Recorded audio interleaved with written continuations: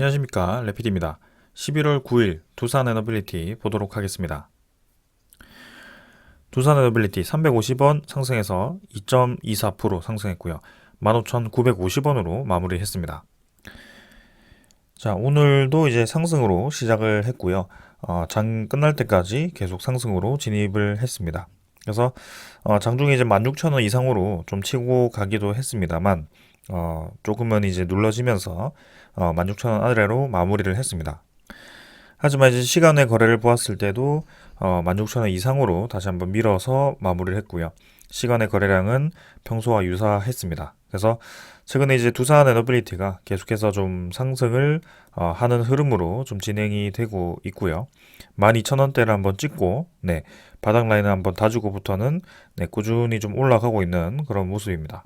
그래서 지금도 3일 연속 좀 상승을 하고 있는 상황이고, 이번 주 목요일이 옵션 만기일이기 때문에 그 옵션 만기일에 또 어떤 식으로 움직일지는 내일이죠. 내일에 어떻게 움직이는지 또 봐야 될 것 같습니다. 그래서 이 11월에 대한 옵션 만기일이 끝나고 나면 이제 뭐 정기 MSCI 반기 리밸런싱이죠. 그런 이제 큰 건수들도 좀 있기 때문에 뭐 두산 에너빌리티가 편입이 되고 편출이 되고 이런 종목이 아니지만 그래도 비중에 대한 조절이 있을 수 있기 때문에 그런 것들도 한번 지켜보면 좋을 것 같습니다. 그래서 거래량 자체는 이제 680만 주, 어제보다는 좀 증가를 했고요. 700만 주 가까이 진행되면서 상승세를 좀 이어갔습니다. 일별 거래량을 좀 보시면 일봉을 보겠습니다. 21선이 이제 위로 완벽하게 턴어라운드를 하기 시작했습니다.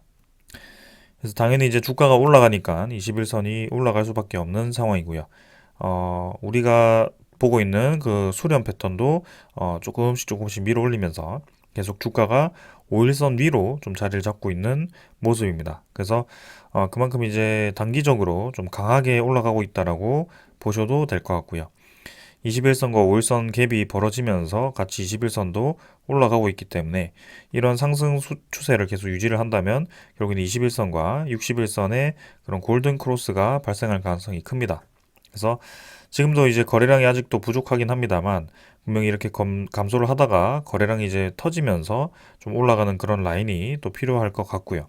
그래서 이제 61선도 어느 정도 많이 떨어졌기 때문에 그 61선 기준으로 16,700원 정도죠. 16,700원, 16,800원 정도이기 때문에 충분히 그 17,000원 근처까지는 주가가 단기간에 좀 올라갈 수 있지 않을까 싶습니다. 그래서 지금도 이제 꼬리를 단 영역이기 때문에 이 꼬리를 메워주는 양봉 하나가 좀 나와주면서 추가적인 거래량이 좀 붙어준다면 상당히 이제 좋은 그림이 만들어지지 않을까 싶고요. 지금도 이제 음운 구름이 요때는 이제 좀 두껍기 때문에 지금 이런 구간에서 저항 구간이 좀 낮은 그런 구간에서 좀 치고 나가주는 것도 좋을 것 같습니다. 그래서 다시금 이제 이평선이 좀 정별이 되기 시작했고요. 이런 분위기가 이제 갑자기 형성된 것은 아니고 사실상 이제 증시 전체도 좀 올라가고 있는 분위기입니다. 그래서 어제도 올랐고 오늘도 올랐고 그저께도 올랐고 지금 계속해서 코스피 코스닥이 상승을 하고 있습니다. 코스닥보다도 이제 코스피가 좀 더 강하게 상승을 해주고 있고요. 오늘 같은 경우는 수급이 확실히 더 붙어주면서 내일 이제 옵션 만기일에도 좀 긍정적인 방향으로 증시가 진행될 가능성이 좀 커 보이죠. 그래서 지금 한국 증시뿐만이 아니고 해외 증시, 다우 나스닥이 반등을 하고 있고요. 니케이도 지금 니케이 상위 조금은 또 내렸습니다만 오히려 이제 이번에는 우리나라 증시가 또 올라가는 모습이 보이고 있습니다. 그래서 아무래도 그런 역할을 한 것이 이 환율이 이제 급락을 하면서 좀 그런 분위기가 만들어진 것이 아닌가 싶고요. 확실히 이제 환율이 많이 떨어지기 시작했습니다. 그래서 저번에도 계속 말씀드렸던 것이 이렇게 이제 박스권을 계속 형성을 하던 곳에서 이런 식으로 이제 바닥이 뚫렸을 경우에는 생각보다 이제 많이 내려가거나 상당히 뚫렸을 때도 많이 올라가는 경우가 있는데요. 이번에는 이제 바닥이 뚫리면서 상당히 이제 크게 떨어지는 모습이 나왔습니다. 그래서 지금도 이제 저점을 이제 1350원까지 그죠? 58원까지도 찍고 올라온 모습인데요. 121선을 지지를 하면서 일단 반등은 했습니다만 확실히 지금 환율이 고점 대비해서 많이 떨어졌습니다. 그리고 월봉도 지금 음봉이 좀 길게 만들어지면서 이 구간이 이제 고점 구간이 도달을 했다. 고점 구간에 이제 환율이 도달을 했다라는 그런 신호도 보여주는 것 같습니다. 자, 그럼 최근에 이 갑자기 환율이 급락을 하는 이유에 대해서 좀 생각을 해봐야 되는데요. 거기에 대해서 이제 여러 요인이 있을 수 있습니다. 우리나라의 증시 안정기금이라든지, 아니면은 최근에 이제, 미국 중간선거죠. 미국 중간선거에서, 공화당이 이제 승산이 좀 크다라고 합니다. 네, 그래서 그 공화당이 이제 승리를 하게 되었을 경우에는 아무래도 민주당보다는 네, 그 국채 발행을 좀 적게 할 겁니다. 공화당 입장에서는요. 그래서 조금 그런 움직임에서 자산 움직임에 있어서 좀 이제 부채가 감소할 가능성이 있다라고 판단을 했다면 미국에 대한 그런 국채 가격, 국채 발행이 좀 줄어들 가능성이 크고 그런 국채 가격이 높아지겠죠. 네, 그러면서 국채 금리와 그런 환율 같은 이 시장 지표들이 좀 안정화되는 방향으로 진행이 되는 것이 아닌가, 네, 그런 생각도 좀 해보았습니다. 그래서 뭐 정확하게 이 요인 때문에 환율이 이렇게 떨어진다라고 보기보다는 아무래도 투자자들 입장에서는 네, 환율이 이제 떨어질 때도 되었고 그런 주변 상황들이 환율이 떨어지기에 적합했기 때문에 네, 그렇게 떨어지는 것이 아닐까 싶습니다.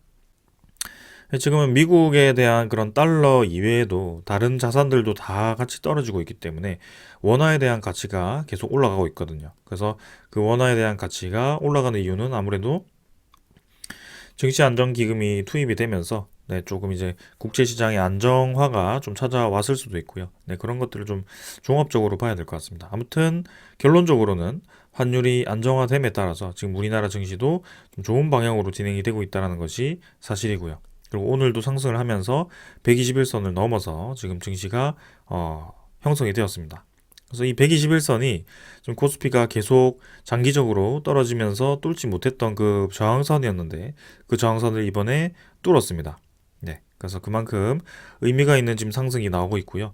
2100포인트를 찍고 거의 300포인트가 쉬지 않고 올라가기 때문에 사실상 이제 단기적으로 조정이 나올 수 있는 구간임에도 불구하고 아주 강하게 지금 올라가고 있는 모습입니다. 그래서 추후에 이제 옵션 만기 이후에 또 어떤 증시가 찾아올지 분위기가 어떻게 될지는 모르겠지만 이제는 네, 다시 떨어지더라도 어느 정도 이제 바닥 라인을 좀 잡아가지 않을까 싶은 생각이고 그동안은 이제 이렇게 바닥 라인이 점점 떨어지면서 내려가는 그런 구간이었지만 지금 이제 이 음봉을 다 잡아먹는 양봉이 나왔습니다. 그래서 어느 정도 이제 이 2400포인트대 2400에서 2500 네, 요런 구간에서 좀 이제 코스피가 오랫동안 머물렀다. 이렇게 볼 수 있거든요. 그래서 그만큼 이 지지대도 상당히 이제 오래 형성이 되어 있을 겁니다. 그만큼 저점이라고 확인해도 될 만큼의 그런 구역이다. 이렇게 좀 보셔도 될 것 같습니다.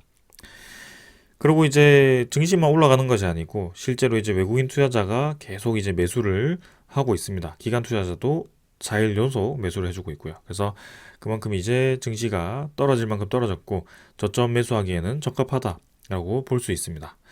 그리고 이제 코스닥도 보시면은 지금 21선 위로 좀 치고 나가면서 올라가기 시작했고요. 바닥 라인 형성하면서 아직까지는 이제 코스닥은 낮게 형성이 되지만 그래도 네, 반등을 좀 하고 있습니다. 네, 그래서 코스피뿐만이 아니고 코스닥도 같이 반등을 하고 있습니다만 아직까지는 코스피보다는 약하게 움직이고 있다. 자, 수급도 마찬가지 코스피보다는 지금 코스닥이 조금 좋지는 않습니다.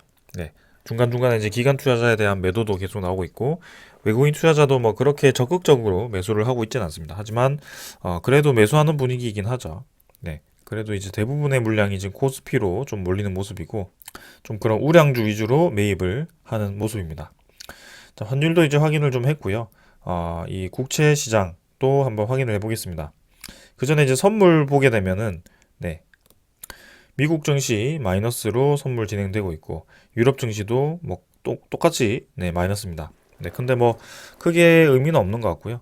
네, 지금 뭐 1% 이상도 아니고 1% 내외 네, 안쪽으로 지금 하락을 하고 있기 때문에 내일까지 시장이 어떻게 흘러가는지 봐야 될 것 같고 10년물 국채금리도 4.1%대입니다. 그래서 조금씩 안정화가 되고 있습니다.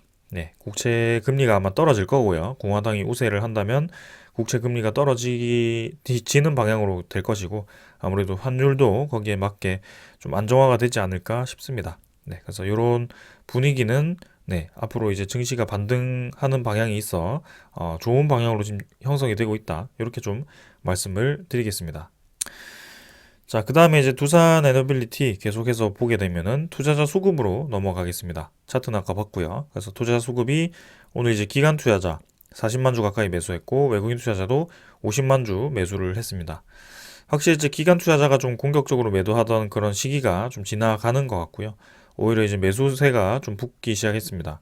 하지만 이제 그 대부분의 매수세가 금융 투자로 좀 붙어가지고 좀 아쉽긴 하지만 그래도 연기금 투자자라든지 이런 투신이라든지 이런 투자자들이 매도세가 좀 많이 줄었습니다. 이전에 좀 공격적으로 매도를 하다가 확실히 이제 매도 물량이 줄었고요. 매수가 오히려 많을 정도로 지금 최근에는 그런 흐름입니다. 그래서 이 분위기가 내일 옵션 만기일 때 어떻게 또 형성이 될 것인지, 그동안 또 매도했던 것을 한꺼번에 매수를 할 수도 있고요. 아니면 아직까지도 매도 물량이 좀 많을 수도 있고요. 내일은 좀 변동성이 클 수 있기 때문에 내일은 천천히 한번 지켜보겠습니다. 자, 두산 에너빌리티 수급도 이제 확인을 좀 했고요. 공매도 잔고 한번 확인해 보겠습니다. 자, 최근에 이제 공매도 잔고가 쉬지 않고 좀 늘어나는 모습이고요. 오늘도 지금 보시면은 공매도 잔고가 늘었습니다. 크게 많이 늘어나지는 않았지만 한 6만 주 가까이 또 늘어가지고 1,550만 주로 지금 형성이 되어 있고요. 11월 8일, 11월 9일 정도 해가지고 지금 또 이제 공매도 거래량 계속 감소를 하고 있습니다. 일별 거래량이. 하지만 잔고 자체는 아직도 상승세가 유지가 되고 있고요. 여기서 이제 감소를 하는 방향으로 가는지 아니면 추가적으로 더 늘리는 방향으로 가는지 그런 것들을 좀 봐야 될 것 같습니다. 근데 이 공매도 잔고가 계속 늘어난다면 조금 이제 우려스러운 점도 있습니다.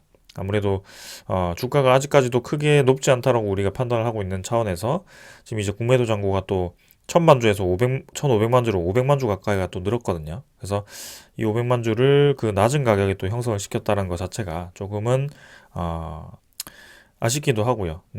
이런 공매도 잔고가 아직까지 이제 뭐 어떻게 상환이 될지 추가적으로 어떤 방향으로 갈지는 좀 더 데이터를 지켜봐야 되겠지만 그래도 한 가지 생각을 해본다면 지금 연말이기 때문에 그런 대차 거래라든지 그런 공매도 거래가 이 두산 에너빌리티 입장에서는 좀 활발했던 그런 이력이 있기 때문에 좀 더 천천히 한번 보도록 하겠습니다. 그 다음은 대차 잔고고요. 대차 잔고도 지금 체결 상환이 거의 비슷합니다. 오늘은 큰 변화 없이 진행되었고 3,190만 주 정도로 유지하는 방향으로 진행이 되었습니다. 그래서 대차 잔고 변화 없이 진행되었고요. 종목 상세를 보게 되면은 이제 외국인 추적 물량이 50만 주, 외국인 당입 물량이 62만 주입니다. 그래서 한 12만 주 정도가 늘었고요. 전일도 플러스였고 그 전에도 플러스였습니다. 그래서 11.26%로 지금 외국인 보유율이 유지가 되고 있는 그런 상황입니다. 계속 11%대로 지금 지속이 되고 있고요.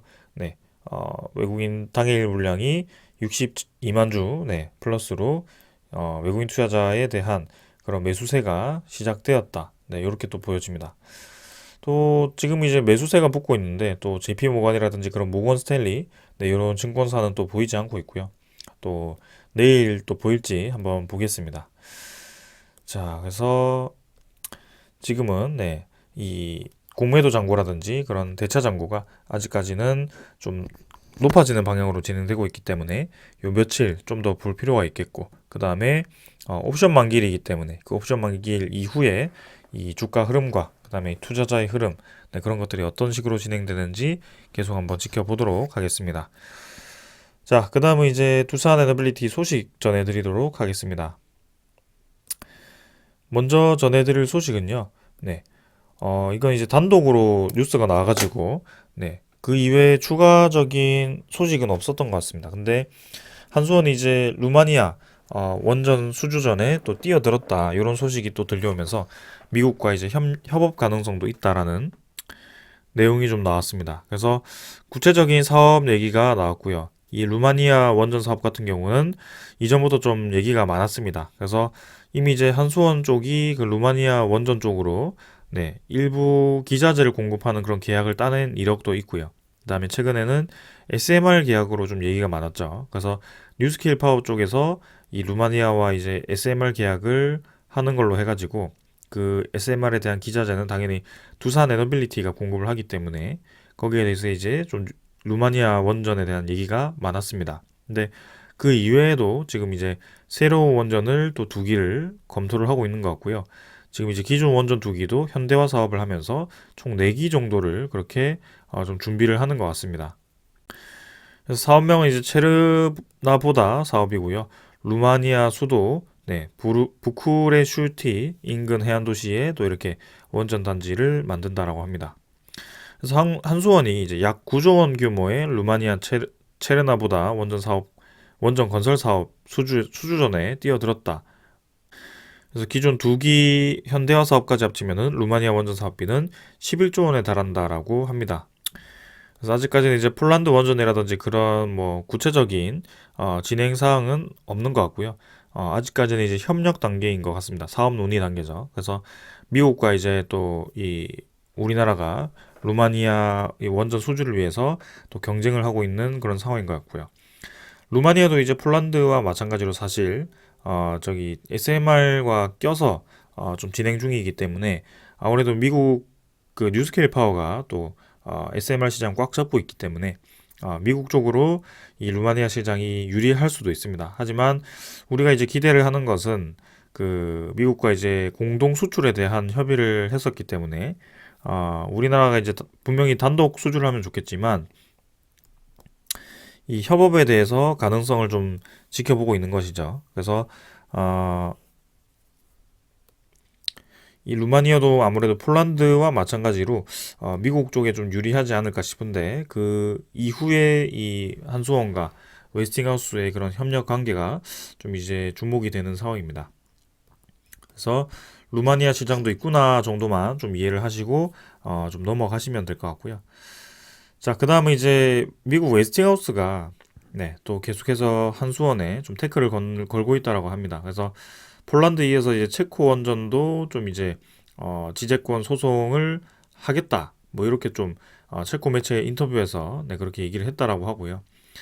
이 소송전에서 이제 승소를 해가지고 모든 국가에 이제 적용을 하겠다. 그래서 이달 말에 이 체코 원전 제안서는 뭐 제출하겠다. 이렇게 좀 얘기가 좀 되고 있습니다. 그래서 폴란드 원전도 지금 태클을 걸었고 지금 체코 원전도 그렇고요. 지금 이제 아무래도 이 미국 웨스팅하우스가 우리나라와의 그런 경쟁 구도 관계에서 좀 우위를 점하려는 그런 모습이 좀 보이고 있습니다.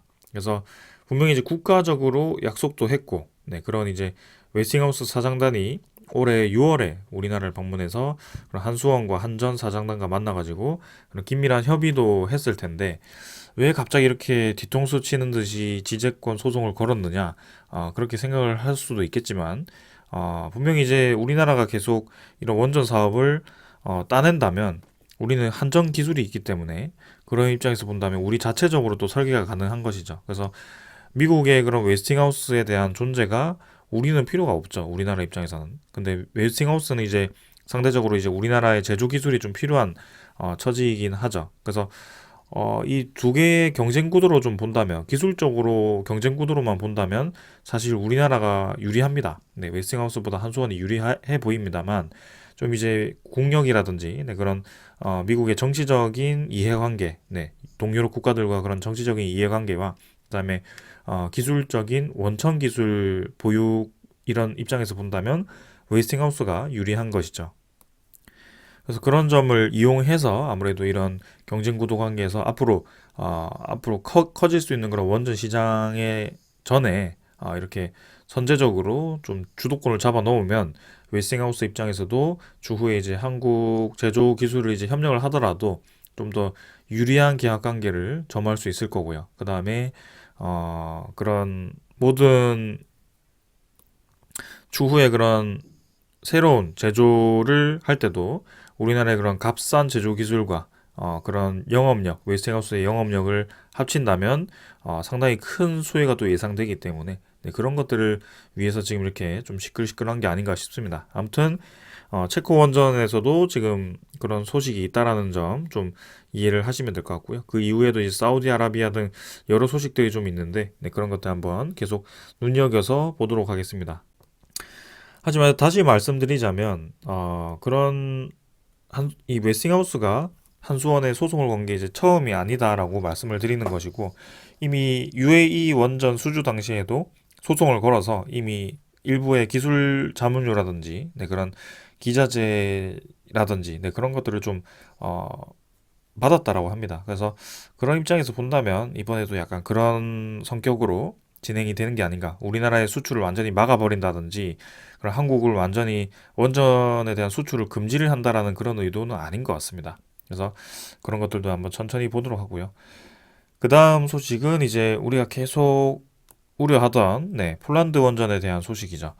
분명히 이제 굉장히 이제 수주가 유리한 건 알겠지만 일부 잡음이 지금 좀 계속 들리고 있습니다. 그래서 폴란드 입장에서 EU 국가임에도 불구하고 프랑스를 무시할 수 있느냐. 그리고 그 다음에 내부적으로 제2파기라든지 그런 민간 기업이 돈을 지불을 할 수 있을까? 그 다음에 MOU 체결, LOI 체결은 구속력이 없기 때문에 언제든지 취소할 수 있다. 이런 얘기가 계속 나오고 있는데요. 그런 내용을 좀 불식시키는 또 내용이 나왔습니다. 그래서 한미 원전을 택한 폴란드가 EU 반발 우려에 해소 공식 입장을 발표를 했다라고 합니다. 그래서 내용을 보시면은 폴란드 정부가 원전 사업자 결정을 EU와 협상할 필요가 없다라고 밝혔다라고 합니다. 그래서 한국 소련 원자력과 미국 웨스팅하우스를 원전 파트너사로 선정하면서 유럽이 이제 딴지를 걸 수 있다는 우려가 제기가 되었는데 여기에 대해서 정부가 직접 해명에 나섰다라고 합니다. 그래서 카롤 라벤더 폴란드 국가자산부 차관은 폴란드 국영 라디오, 폴란드 라디오 24에서 웨스팅하우스, 그다음에 한국 기업과의 협력 결정은 유럽과 협상해야 될 내용이 아니다라고 얘기를 했습니다. 그래서 우리 입장에서는 웨스팅하우스, 한수원, 그다음에 EDF 프랑스 기업이죠. 그 3파전이 진행되다가 갑자기 EDF는 얘기가 하나도 나오지 않고 웨스팅하우스는 정부 주도로 하는 그런 원전 사업을 따내고 민간 주도로 하는 것은 이제 한국 기업과 단독으로 좀 협력을 진행하는 그런 상황이 되니까 좀 그런 얘기들이 많았죠. 근데 이제 공식적으로 이제 EDF에 대한 배제를 좀 이렇게 설명한 것 같습니다. 그래서 민간 원전에 대해서는 한국 기업과 협력을 한다. 그래서 이 협력 LOI, 구속력이 없는 LOI지만 분명히 이제 의미가 깊은 그런 협력이다라고 보시면 될 것 같고요.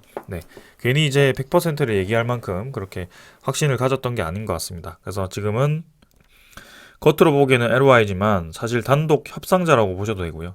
우선 협상 대상자죠. 그런 의미인 것 같습니다. 그래서 조금 더 시간이 흘러서 최종 계약까지는 좀 멀었겠지만 분명히 지금 단독 협상을 하고 있다는 것 자체만으로도 상당히 의미가 깊다라는 것이고 그 공사 내용은 1400메가와트 기반해서 원전 2기에서 4기 정도 이렇게 짓기로 하는 것이죠. 그래서 그 웨스팅하우스가 걸었던 그 소송을 이제 어떻게 잘 넘기느냐, 미국과 어떻게 또 협력을 잘 하느냐가 또 이제 그 사업의 또 쟁점이 될 것 같고요. 아무래도 이전에도 그런 경험이 있기 때문에 또 잘 풀어나갈 것으로 예상이 됩니다. 미국 입장에서도 이 한국과의 그런 전략적인 그런 관계가 많기 때문에 반도체도 그렇고요. 그다음에 아시아 견제를 위해서도 미국 쪽에서는 지금 우리나라가 상당히 이제 중요한 위치에 있습니다. 그래서 그런 입장에서 본다면 단순히 이렇게 웨스팅하우스를 이용해서 우리나라의 원전 수출을 완전히 차단시킨다는 것은 있을 수가 없는 일인 것 같고요.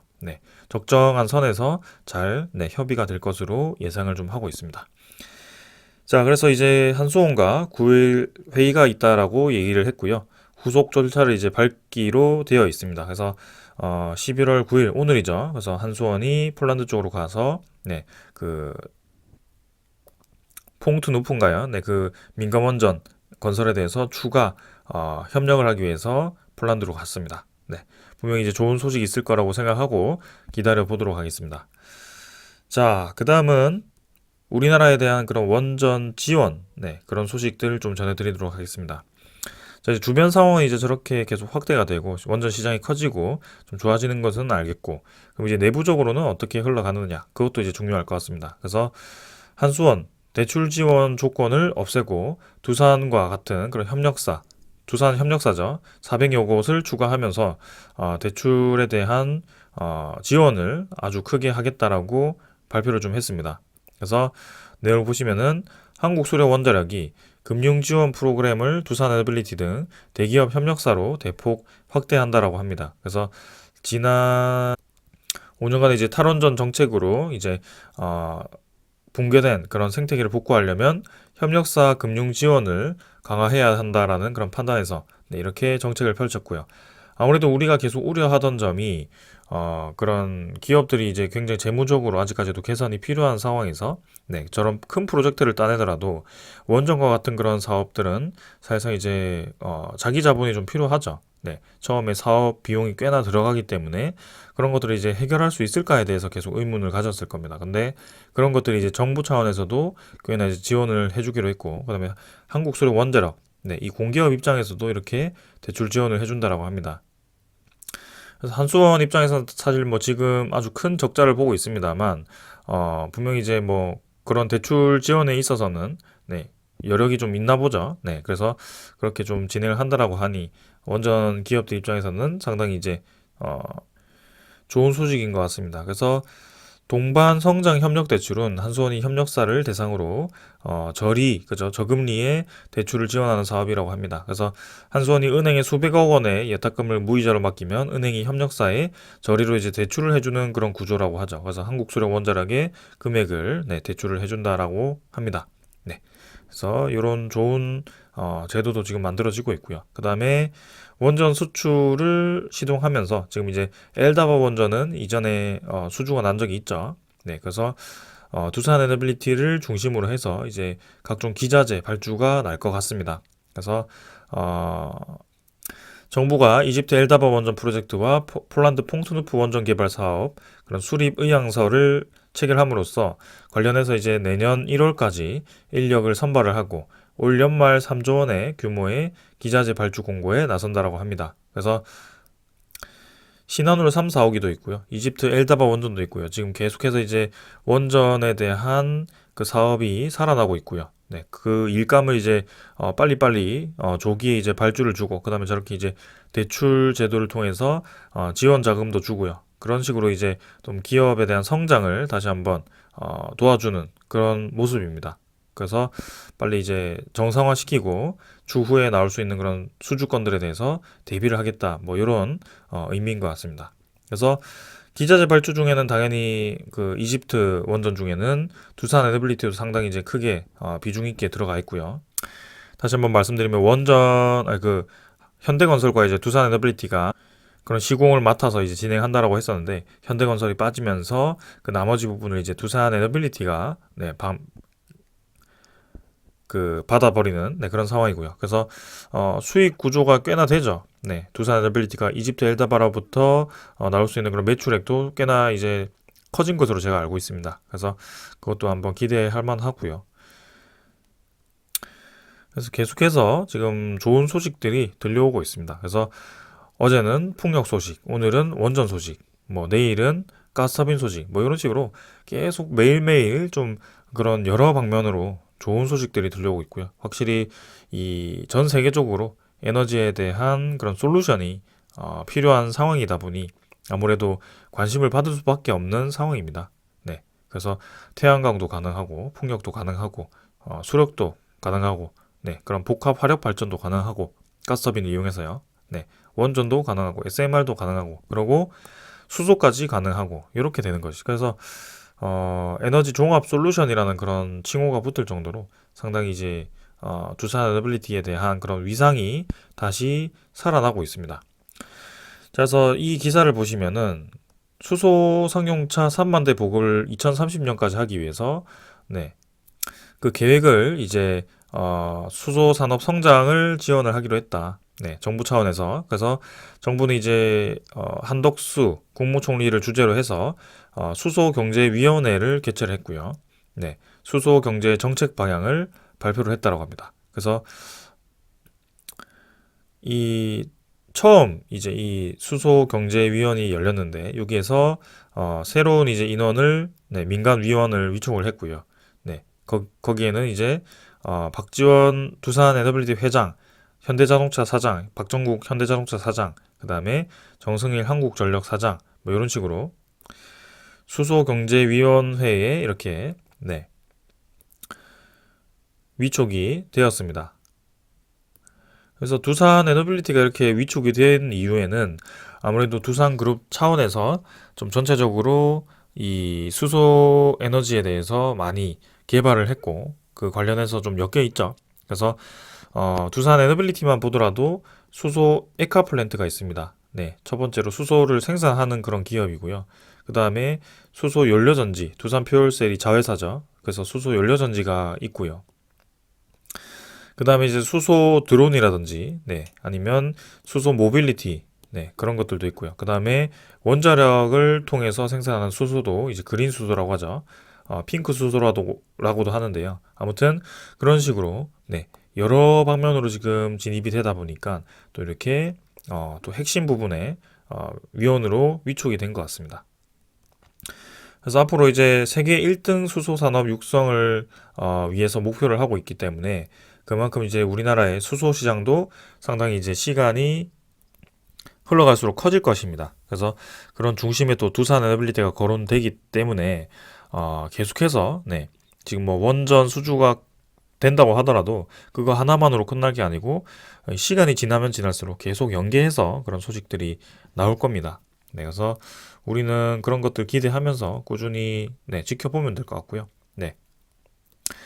올 연말과 그 다음에 내년이 굉장히 기대가 되는 그런 대목입니다.